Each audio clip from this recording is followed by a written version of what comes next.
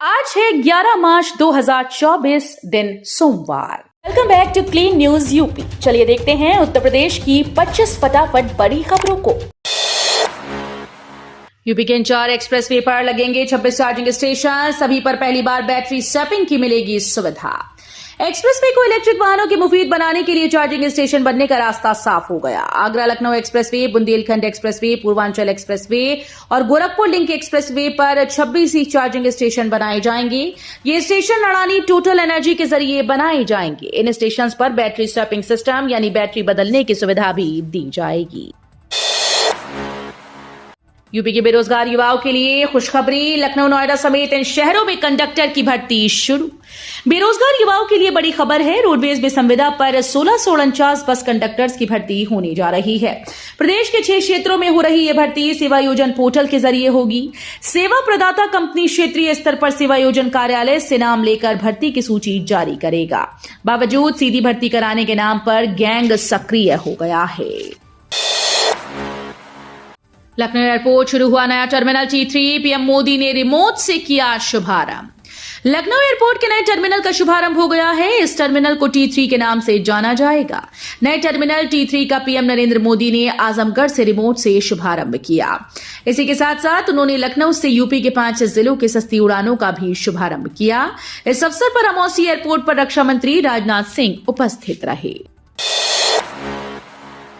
8000 युवाओं को मिला जॉब का ऑफर। रक्षा मंत्री राजनाथ सिंह ने चयनित युवाओं को दिए सर्टिफिकेट।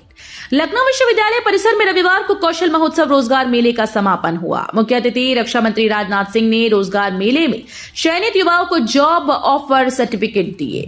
इस दौरान उन्होंने कहा कि रोजगार से युवाओं के बेहतर भविष्य व उनके परिवार की जीवन शैली में सुधार होगा। लखनऊ के रास्ते मुरादाबाद को दुबई से एयर कनेक्टिविटी, खुलेंगे भविष्य के द्वार। मुरादाबाद हवाई अड्डे के लोकार्पण के साथ पीतल नगरी को एक और सौगात मिलने जा रही है। लखनऊ की फ्लाइट के जरिए मुरादाबाद के लोगों को दुबई व मस्कट जैसे शहरों के लिए एयर कनेक्टिविटी मिलेगी। मुरादाबाद से टेक ऑफ करने के बाद विमान लखनऊ के चौधरी चरण सिंह अंतर्राष्ट्रीय हवाई अड्डे पर लैंड करेंगी।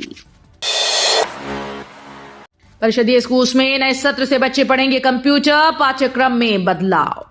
परिषदीय विद्यालयों में नए सत्र से बच्चे कंप्यूटर का ज्ञान सीखेंगे। इसके लिए SCERT ने पाठ्यक्रम में बदलाव किया है। 6वीं से 8वीं कक्षा तक के बच्चे पढ़ाई करेंगे। इसके लिए विज्ञान विषय में डिजिटल लिटरेसी अध्याय को जोड़ा गया। नए सत्र से विद्यार्थियों को इसकी किताबें उपलब्ध होंगी। राष्ट्रीय शिक्षा नीति में कंप्यूटर ज्ञान को प्राथमिकता दी जा रही है। बिजली बकाया पर कटे कनेक्शन पर भी हर महीने देने होंगे बिल, आदेश जारी। यूपी में बिजली बकाया पर अस्थायी रूप से कटे कनेक्शन भी हर माह बिल बनेगा। मीटर रीडर मोबाइल ऐप के माध्यम से ऐसे उपभोक्ताओं को फिक्स चार्ज का बिल थमाएगा। पावर कॉर्पोरेशन ने सभी डिस्कॉम के MD को आदेश जारी कर दिया है। बिजली विभाग रोजाना बकाये पर बिजली के खंभे से अस्थायी रूप से कनेक्शन काट देता है। इस दौरान परिसर पर मीटर लगा रहता है, लेकिन मीटर रीडर ऐसे उपभोक्ताओं की रीडिंग नहीं कर पाता। यूपी के सरकारी कर्मचारियों पेंशनर्स के लिए खुशखबरी। बढ़ी दर से DADR भुगतान की तैयारी। केंद्रीय कर्मचारियों के महंगाई भत्ते में 4% वृद्धि की घोषणा के बाद यूपी में योगी आदित्यनाथ सरकार अपने लाखों कर्मचारियों को बड़ी दर से महंगाई भत्ते के भुगतान का आदेश जल्द जारी करने की तैयारी में है। आज सोमवार को इससे संबंधित फाइल तैयार की जाएगी। मुख्यमंत्री योगी आदित्यनाथ की स्वीकृति मिलने के बाद मार्च माह का वेतन, जिसका भुगतान अप्रैल में होगा, उसके साथ बड़े DA के नकद भुगतान का आदेश जारी किए जाने का अनुमान है। यूपी की हर सड़क पर दौड़ेगी रोडवेज। जहां के लिए चलेगी बस, वहीं के होंगे ड्राइवर और परिचालक। परिवहन मंत्री दयाशंकर सिंह ने कहा कि रोडवेज बसेस को तेजी से विस्तार किया जा रहा है। जल्द ही प्रदेश के हर गांव तक बसेस की पहुंच हो जाएगी। इसके लिए 1600 नए रूट चिन्हित किए गए। करीब 25,000 बसेस की आवश्यकता होगी। इनमें से 10,000 की उपलब्धता हो भी गई है। सीएम योगी ने ली फिर सांसद की चुटकी। कहा रामगढ़ताल पर रवि किशन ने एक मकान हथिया लिया है। नगर निगम की विकास परियोजनाओं का सीएम योगी ने रविवार को शिलान्यास किया। संबोधन के दौरान सांसद रवि किशन की चुटकी ली। कहा 7 साल पहले रामगढ़ताल के पास जाने से लोग डरते थे, लेकिन अब माहौल बदल गया। अब वहां फिल्मों की शूटिंग हो रही है, लोग सेल्फी लेते हैं। यही नहीं, स्टार रवि किशन ने भी अपना ठिकाना बना लिया है। यूपी के शहर में बनेगा नया बस स्टैंड। लखनऊ भेजा गया नक्शा, जल्द शुरू होगा निर्माण। जीटी रोड पर बस स्टैंड पर बसेस की संख्या बहुत कम है। ऐसे में डिपो में आने वाली सभी बसेस खड़ी होना मुश्किल है। परिवहन निगम के अधिकारियों ने बस स्टैंड बनाने की प्रक्रिया शुरू कर दी। इसके लिए एआरएम कार्यालय के आसपास जमीन चिन्हित की गई। वोटर लिस्ट में नाम जुड़वाने को करें ऑनलाइन आवेदन। लोकसभा चुनाव के लिए नामांकन प्रक्रिया शुरू होने से 10 दिन पहले तक वोटर बनने के लिए ऑनलाइन आवेदन किया जा सकता है। इसके लिए चुनाव आयोग की वेबसाइट पर आवेदन किया जा सकता है। ऑफलाइन फॉर्म 6 भरकर बीएलओ के पास जमा कर सकते हैं। मुरादाबाद में मतदाता सूची के पुनरीक्षण के बाद अंतिम मतदाता सूची का प्रकाशन हो चुका है। जातिवाद और परिवारवाद के भरोसे बैठे इंडी गठबंधन की नींद उड़ी। आजमगढ़ से विपक्ष पर गरजे मोदी। प्रधानमंत्री नरेंद्र मोदी ने रविवार को आजमगढ़ से वर्चुअल माध्यम से कई स्थानों पर हवाई अड्डों का उद्घाटन किया और विभिन्न विकास परियोजनाओं की आधारशिला रखी। इस मौके पर वो विपक्ष पर जमकर बरसे। उन्होंने कहा कि पहले चुनावी मौसम में क्या होता था, पिछली सरकारों में लोग को धोखा देने के लिए घोषणाएं करते थे। घोषणाएं 30-35 साल पहले की जाती थीं। चुनाव से पहले पट्टिका लगाते थे और उसके बाद गायब हो जाते थे। योगी सरकार के मंत्री धर्मपाल सिंह का बड़ा बयान, बंद होंगे अवैध मदरसे। योगी सरकार के पशुधन व अल्पसंख्यक कल्याण मुस्लिम वक्फ बोर्ड मंत्री धर्मपाल सिंह ने कहा कि सरकार का सपना है कि मदरसे से पढ़ने वाले छात्र के एक हाथ में लैपटॉप और दूसरे हाथ में कुरान होनी चाहिए। नेपाल सीमा से लगे मदरसों की जांच एसआईटी कर रही है। जांच में सहयोग न करने वाले अवैध मदरसों को बंद कराया जाएगा। कहा कि वक्फ की संपत्ति निजी प्रयोग में नहीं लाई जा सकती है। भाजपा फिर से जीतेगी और सपा की गुंडागर्दी हारेगी। डिप्टी सीएम केशव मौर्य का अखिलेश पर प्रहार। समाजवादी पार्टी के प्रमुख अखिलेश यादव द्वारा प्रधानमंत्री नरेंद्र मोदी को लेकर की गई टिप्पणी पर भारतीय जनता पार्टी के नेताओं ने तीखा पलटवार करते हुए दावा किया है कि भाजपा फिर से चुनाव जीतेगी और सपा की गुंडागर्दी फिर हारेगी। उत्तर प्रदेश के उप मुख्यमंत्री और भाजपा के वरिष्ठ नेता केशव प्रसाद मौर्य ने रविवार को सोशल मीडिया मंच एक्स पर कहा कि सपा मुखिया अखिलेश यादव जी ध्यान रखें कि प्रधानमंत्री नरेंद्र मोदी जी भारत ही नहीं विश्व के सबसे लोकप्रिय नेता हैं। सीसीटीवी कैमरे की निगरानी में 55 केंद्रों पर जांची जाएंगी कॉपी। 16 से 31 तक चलेगी प्रक्रिया। यूपी बोर्ड की परीक्षा खत्म हो गई है। आज से कॉपीज मूल्यांकन केंद्रों पर भेजी गई। परीक्षा केंद्रों की तरह मूल्यांकन केंद्रों की निगरानी 3 स्तर पर सीसी कैमरे से होगी।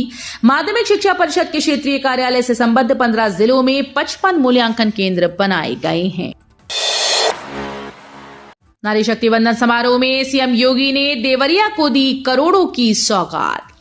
मुख्यमंत्री योगी आदित्यनाथ ने कहा कि चीनी के कटोरा के रूप में विख्यात देवरिया व कुशीनगर जिले पूर्ववर्ती सरकारों की उपेक्षा के कारण पिछड़ते गए। यहां नेतागिरी हावी होती गई, विकास से कोसों दूर होते गए। परिणाम यह हुआ कि यहां गरीबी छा गई, चीनी मिलें बंद होती गईं। पिछले सरकारों ने चीनी मिलों को औने पौने दाम पर बेचने का काम किया है। मोदी सरकार की गूगल फेसबुक को फटकार। मोदी सरकार ने सोशल मीडिया प्लेटफॉर्म गूगल और फेसबुक कामकाज को लेकर नाराजगी जाहिर की है। आईटी मंत्री अश्विनी वैष्णव ने कंपनीज को चेतावनी देते हुए कहा कि ऐसा नहीं चलेगा कि सोशल मीडिया प्लेटफॉर्म पर कुछ भी पोस्ट होता रहे। कंपनीज को अपनी जिम्मेदारी निभानी होगी। उन्हें देखना होगा कि उनके प्लेटफॉर्म पर क्या पोस्ट हो रहा है और क्या नहीं। यूपी के जिले में बुलडोजर एक्शन, 1 दर्जन से अधिक मकान और दुकानें ध्वस्त। प्रयागराज में रेलवे अंडरब्रिज निर्माण के लिए उत्तर रेलवे ने प्रयागराज विकास प्राधिकरण के साथ छोटा बघाड़ा में 1 दर्जन से अधिक मकान और दुकानों को तोड़ दिया। ध्वस्तीकरण के पहले रेलवे ने आरयूबी के दायरों में भवनों को चिन्हित कर नोटिस दिया है।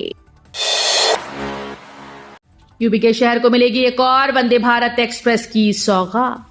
यूपी के आगरा शहर को दूसरी वंदे भारत एक्सप्रेस की सौगात मिलने जा रही है। 12 मार्च को प्रधानमंत्री नरेंद्र मोदी हजरत निजामुद्दीन खजुराहो वंदे भारत को हरी झंडी दिखाकर रवाना करेंगे। आपको बता दें कि इस वंदे भारत के चलने से आगरा से हजरत निजामुद्दीन, ग्वालियर, झांसी, ललितपुर, खजुराहो जाने वाले यात्रियों को सहूलियत होगी।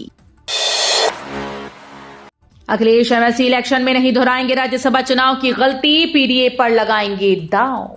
समाजवादी पार्टी के मुखिया अखिलेश यादव राज्यसभा चुनाव में उम्मीदवार घोषित करते ही पीडीए की उपेक्षा के आरोपों से घिर गए थे। उन्हें पार्टी के अंदर काफी विरोध, बगावत और अंततः क्रॉस वोटिंग का सामना करना पड़ा था। अब विधान परिषद चुनाव में वो राज्यसभा वाली गलती नहीं दोहराने वाले। जानकारों का कहना है कि अखिलेश इस बार पीडीए पर दांव लगाने वाले हैं। भाजपा विधान परिषद उम्मीदवारों की लिस्ट आने के बाद अब निगाहें समाजवादी पार्टी की तरफ लगी हुई हैं। भारत ने 4 यूरोपीय देशों के साथ की 100 अरब डॉलर की डील, 10 लाख लोगों को मिलेगा रोजगार। भारत और 4 देशों के यूरोपीय समूह EFTA ने निवेश और वस्तु और सेवाओं के दो तरफा व्यापार को बढ़ावा देने के लिए रविवार को एक मुक्त व्यापार समझौते पर हस्ताक्षर किए। यूरोपीय मुक्त व्यापार संघ के सदस्य देशों में आइसलैंड, लिechtenstein, नॉर्वे और स्विट्जरलैंड शामिल हैं। भारत ने शर्त रखी थी कि एग्रीमेंट लागू होने के बाद 10 साल में ये देश भारत में 50 अरब डॉलर का निवेश करेंगे। ICC टेस्ट रैंकिंग में भारत फिर बना नंबर 1। रोहित एंड ब्रिगेड ने 3 फॉर्मेट में हासिल की बादशाहत। टीम इंडिया ने इंग्लैंड को 5 मैच की टेस्ट सीरीज में 4-1 से हराकर एक बार फिर से नंबर 1 का पायदान हासिल कर लिया है। इसी के साथ भारत एक बार फिर से तीनों फॉर्मेट की ICC रैंकिंग में बादशाहत हासिल करने में कामयाब रहा। भारत ने ऑस्ट्रेलिया से नंबर 1 टेस्ट टीम का ताज छीना है। धर्मशाला टेस्ट में इंग्लैंड को पारी और 64 रनों से धूल चटाने के बाद भारत की ICC टेस्ट रैंकिंग में 122 रेटिंग हो गई है। वहीं ऑस्ट्रेलिया अब 117 रेटिंग के साथ दूसरे पायदान पर है। भारत और EFTA के बीच हुआ 100 अरब डॉलर का फ्री ट्रेड एग्रीमेंट। भारत और 4 देशों के यूरोपीय संगठन EFTA के बीच आज फ्री ट्रेड एग्रीमेंट होने जा रहा है। इस समझौते में गुड्स, सर्विसेज और इन्वेस्टमेंट शामिल हैं। इन सदस्य देशों में आइसलैंड, लाइechtenstein, नॉर्वे और स्विट्जरलैंड शामिल हैं। इस एग्रीमेंट के भारत और इन देशों के बीच वस्तुओं, सेवा और निवेश में व्यापार आसानी से बढ़ाया जा सकेगा। यूपी के शहर में नजूल भूमि पर बनेंगी दुकानें, तैयार करेगा निगम। नजूल के छोटे भूखंडों पर नगर निगम स्थायी दुकान बनाने की योजना बना रहा है। ये वो भूखंड होंगे जिनका दायरा 40 से 100 वर्ग मीटर के आसपास है। नगर निगम नजूल विभाग की ओर से किस क्षेत्र में छोटे भूखंड हैं, उनकी सूची अप्रैल से तैयार की जाएगी। नगर निगम की ओर से बनाई जाने वाली स्थायी दुकानों को उन गरीब परिवार को आवंटित किया जाएगा जो सड़कों के किनारे या फेरी लगाकर अपना परिवार पालते हैं। तो ये थी आज की 25 फटाफट बड़ी खबरें। अगर आपको न्यूज पसंद आई हो तो वीडियो को लाइक और शेयर जरूर करें। धन्यवाद।